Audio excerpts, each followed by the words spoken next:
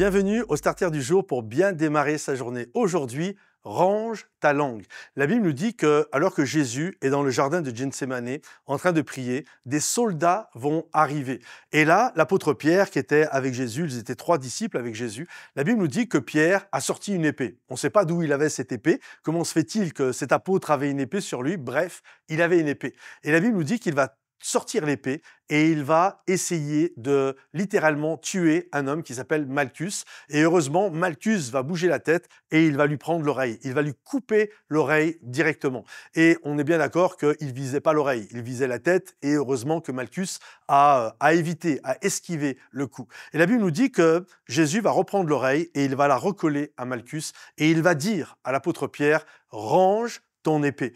Et je crois qu'aujourd'hui, bien sûr, nous, en tant que chrétiens, on se balade pas avec des épées. Mais aujourd'hui, l'épée que nous sortons souvent de notre fourreau, c'est notre langue. La langue, parfois, elle sort de la bouche. Et là, dès que nous voyons, dès que nous pensons que Jésus est menacé, dès que nous pensons que l'œuvre de Dieu est menacée, nous avons tendance à sortir notre langue, telle une épée. Et là, on taille des oreilles à qui veut l'entendre.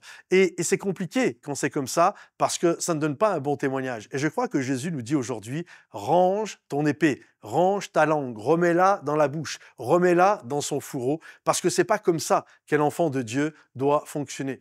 Et il y a cette réalité, parfois on est inquiet, on entend des choses, on voit des choses et on a tendance à vouloir servir Dieu. Et pour servir Dieu, on va être assez agressif avec notre manière de parler. Et je crois qu'il y a un appel à être vigilant, à faire attention à ces choses-là. Parce que combien de personnes, et on le voit dans la Bible, je pense que l'apôtre Paul, quand il était Saul de Tarse et qu'il jetait des gens en prison ou qu'il a fait mourir Étienne, je pense qu'il était persuadé de servir Dieu. C'est une certitude. Pierre, en coupant l'oreille de Malchus, est persuadé de servir Dieu.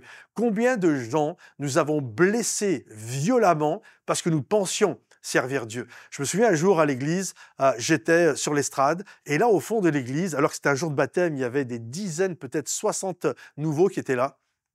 Un homme a sorti une sorte de chauffard, c'est une trompette avec une corne d'animal. Il a soufflé dedans, vous imaginez un peu ma stupeur. Et là, il marche dans l'allée. Puis quand il arrive au milieu de l'église, il dit « Ainsi parle l'Éternel ». Et là, il a lancé toutes sortes de jugements contre l'église. Heureusement, on l'a fait taire et puis il est sorti. Et lui, il est persuadé, cet homme, on peut parler de son état psychologique, mais la réalité, je suis persuadé qu'il était sincère dans sa manière de vouloir servir Dieu. On lui a juste dit, c'est complètement fou, tu fais ça en plus un jour de baptême où il y a des gens qui viennent pour la première fois à l'église, peut-être des gens ne voulaient pas venir parce qu'ils nous prenaient pour des fous, et là ils arrivent à venir à l'église et lui il fait ça. Et il pense qu'il est spirituel. Et combien de fois on s'est senti spirituel et on a fait des choses qui étaient hyper charnelles. Range ta langue dans sa bouche, range ton épée dans son fourreau.